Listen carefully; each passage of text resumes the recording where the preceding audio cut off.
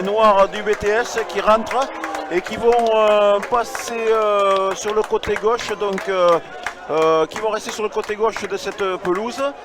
Les arbitres qui pénètrent sur la pelouse, suivi du capitaine Rigal, le capitaine de la SRF. Accompagné des joueurs de l'école de rugby.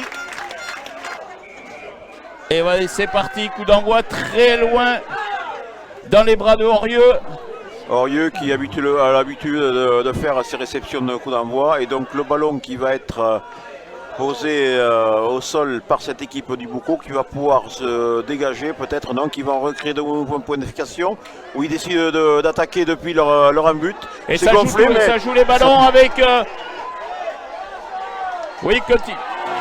Le joueur qui était peut-être un en avant noir, avec déjà de la tension entre les deux équipes. Jimenez s'enchaîne, Carabignac de Cotigny pour son capitaine Rigal. Rigal qui avait cassé un plaquage. Ça enchaîne même sens avec Faosso qui tient debout, qui résiste encore. Attention, hors-jeu messieurs, ça enchaîne avec le talonneur Gaston qui met une grosse pression, qui a encore cassé un plaquage. Et c'est l'ailier qui va... Roux. Et c'est Roux. De Cotigny au tir au but, elle est belle. Et avec elle est belle. Un essai qui est transformé par De Cotigny. Et donc ça fait que l'Irak mène actuellement au bout de 5 minutes 20 de jeu, 7-0.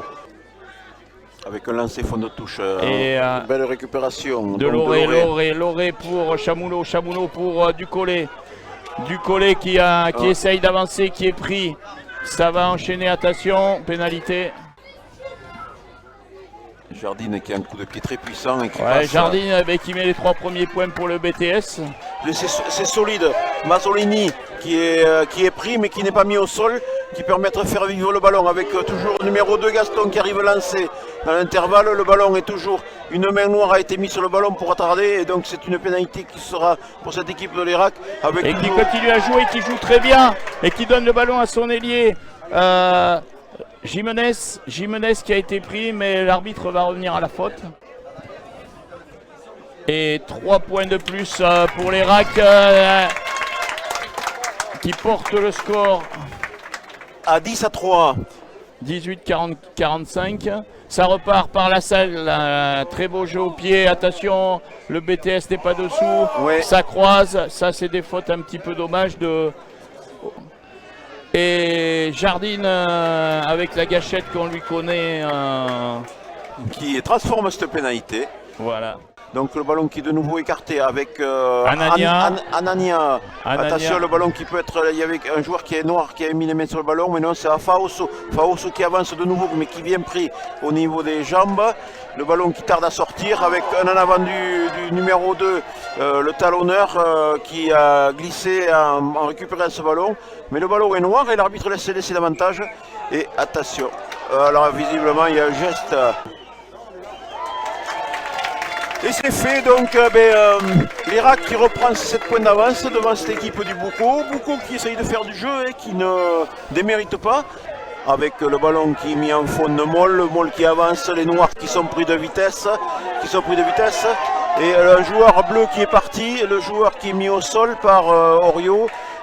Carabignac qui veut de nouveau partir, mais un Noir était resté hors jeu dans la zone et donc ça va être une sanction immédiate avec c'est Ducollet. Ducollet qui, ça sentait la biscotte, elle est là la biscotte. Ils vont la jouer à la main. Avec le talonneur qui est parti seul et qui est allé derrière Gaston. Visiblement c'est Gaston qui a porté ce ballon derrière la ligne, ou le capitaine peut-être. Et de Cotigny qui valide donc 2 points de plus, ce qui nous fait 20-6. Oui. N'oublions pas que le BTS joue à 14. Voilà, Jardine, ce qui va tenter quelque chose. Jardine qui a avancé de 10 mètres environ, le ballon qui ressort donc pour cette équipe de BTS avec le capitaine, valeureux capitaine qui va à la percussion. Voilà. Et un joueur bleu qui est tombé dans le camp des Noirs, le ballon n'est pas jouable. Et encore une belle pénalité de Sonny Jardine. On voit que Ronan Kahn va essayer d'aller au contre. 2 blocs sauteurs, toujours pareil avec La même récupération en milieu de Moll. Et un Moll qui va aller sûrement aller jusqu'au bout. Et c'est de l'Erac. Et un joli coup de pied du numéro 10 de Cotigny qui valide encore un essai. Oui, l'arbitre qui siffle à mi-temps cette phase de jeu. Et voilà le ballon porté, ça va aller derrière. Et c'est le Diable de Landes qui va marquer cet essai. Avec de nouveau beaucoup de pieds de Jardine qui passent cette transformation, ce qui leur permet de monter à 16 points, 16 à 27. Et donc ils ont récupéré le ballon, ils ont pu construire leur Moll. Le Moll qui est bien construit, qui va avancer, mais le Boucau qui tient mieux, qui tient bon. Mais les joueurs ont avancé et il y aura de nouveau un avantage pour cette équipe de l'Erac avec Carabignac. Carabignac qui fait une feinte de passe à l'intérieur. Attention parce que Claire passe sur l'extérieur directement par Roux.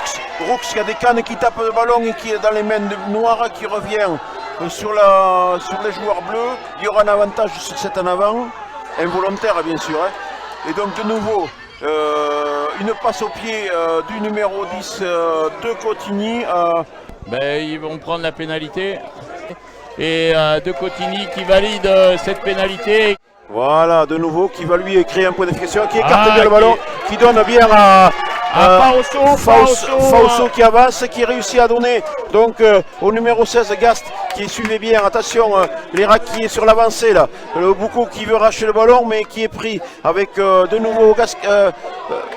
Basquet qui passe les mains avec Claire qui réussit à passer les bras et donc le ballon qui est écarté avec Jimenez qui a le ballon qui est pris par la défense, mais la couverture est bien faite avec donc attention parce que tous les joueurs sont hors jeu, les joueurs noirs sont hors jeu et c'est le numéro 10. Laissez jouer là monsieur l'arbitre. Et de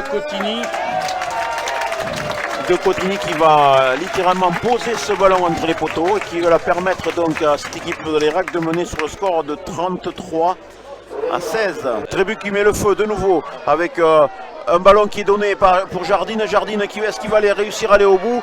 Et c'est de Jardine. Quelle réaction d'orgueil du BTS. C'est l'arbitre qui siffle la fin de cette partie avec sur une victoire de l'Erac sur son terrain, l'Erac ici en Haute-Garonne qui a gagné contre le Boucau Tarnos Stade, le BTS, sur un score de 33 à 23, ce barrage de la Fédérale 2. Ça veut dire que le BTS, aujourd'hui, Jean-Pierre a fini sa saison et ne pourra pas prétendre à aller au-delà et ne pourra pas aller en Fédérale 1 pour cette année.